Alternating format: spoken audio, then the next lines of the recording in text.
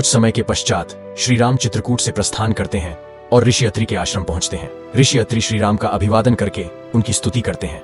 ऋषि अत्रि की पत्नी अनसुया सीता जी को पतिव्रत धर्म के मर्म समझाती है और उन्हें ऐसे दिव्य आभूषण पहनाती है जो नित्य नए, निर्मल और सुहावन बने रहते हैं। वहां से श्री राम प्रस्थान करते हैं और आगे चलकर शरभंग मुनि से उनके आश्रम में भेंट करते हैं। शरभंग मुनि केवल भगवान राम के दर्शन की कामना से वहां निवास कर रहे थे, अतः श्री राम के दर्शन हो जाने के बाद वो योगाग्नि में अपने शरीर का दाह करके ब्रह्मलोक को गमन करते हैं। आगे बढ़ने पर श्री राम को स्थान स्थान पर हड्डियों के ढेर दिखाई पड़ते हैं, जिनके विषय में ऋषि मुनि उनको बताते हैं कि वह उन मुनियों की हड्डियां हैं जिनको राक्षसों ने खा डाला है। इस पर श्री राम प्रतिज्ञा करते हैं कि वे समस्त राक्षसों का वध करके पृथ्वी को राक्षस विहीन कर देंगे। श्री राम माता सीता और लक्ष्मण के साथ आगे बढ़ते हैं और रास्ते में सुतीक्ष्ण, अगस्त्य आदि ऋषियों से भेंट करते हुए दंडक वन में प्रवेश करते हैं। श्री राम गोदावरी नदी के तट पर स्थित पंचवटी को अपना निवास स्थान बनाते हैं। एक दिन पंचवटी में रावण की बहन शूर्पणखा श्री राम को देखकर उनसे विवाह करने का प्रस्ताव रखती है। श्री राम यह कहकर कि वे अपनी पत्नी के साथ हैं, उसे लक्ष्मण के पास भेज देते हैं। लक्ष्मण जी भी उसके प्रस्ताव को अस्वीकार कर देते हैं और जब वह जबरदस्ती करती है तो उसके नाक और कान काट देते हैं। शूर्पणखा अपने भाइयों खरदूषण से सहायता मांगती है और वह अपनी सेना के साथ लड़ने के लिए आ जाते हैं।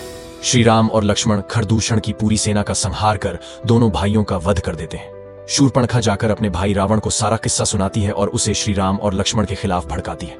रावण सोचता है कि अगर राम भगवान के अवतार है तो मैं उनके बाणों से प्राण छोड़कर भवसागर तर जाऊंगा, और अगर वह सिर्फ राजकुमार है तो उन्हें परास्त कर उनकी स्त्री हर लूंगा। ऐसा सोचकर वह अकेले ही लंका से निकल जाता है और समुद्र तट पर रहने वाले एक मायावी राक्षस मारीच से मिलता है। रावण मारीच को धमकी देता है और उसे जबरदस्ती स्वर्ण मृग के रूप में सीता के पास भेजता है। सीता जी हिरण को देखकर मोहित हो जाती है और श्री राम से उसकी छाल लाने को कहती है। लक्ष्मण को सीता की रक्षा की आज्ञा देकर श्री राम स्वर्ण मृग रूपी मारीच को पकड़ने के लिए उसके पीछे चले जाते हैं। मारीच श्री राम के हाथों मारा जाता है, परंतु मरते मरते वह श्री राम की आवाज में हे लक्ष्मण का क्रंदन करता है, जिसे सुनकर सीता जी आशंकावश लक्ष्मण को श्री राम की सहायता के लिए जबरदस्ती भेज देती है। लक्ष्मण जी के जाने के बाद अकेली सीता का रावण छल पूर्वक हरण कर लेता है और अपने साथ लंका ले जाता है। रास्ते में जटायु सीता जी को बचाने के लिए रावण से युद्ध करते हैं, परंतु रावण जटायु के पंख काटकर उन्हें अधमरा कर देता है। रास्ते में सीता जी पर्वतों पर बैठे बंदरों को देखकर अपने आभूषण नीचे गिरा देती हैं।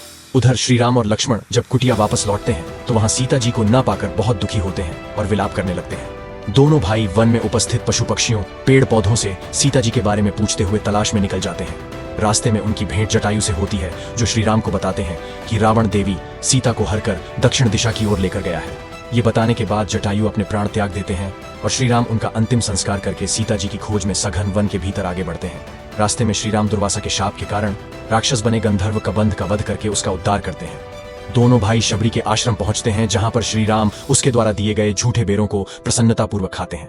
शबरी श्री राम को पंपा सरोवर के पास जाकर सुग्रीव से मित्रता करने को बोलती है। अगर आपको वीडियो पसंद आया हो तो प्लीज वीडियो को लाइक और चैनल को सब्सक्राइब जरूर करिएगा।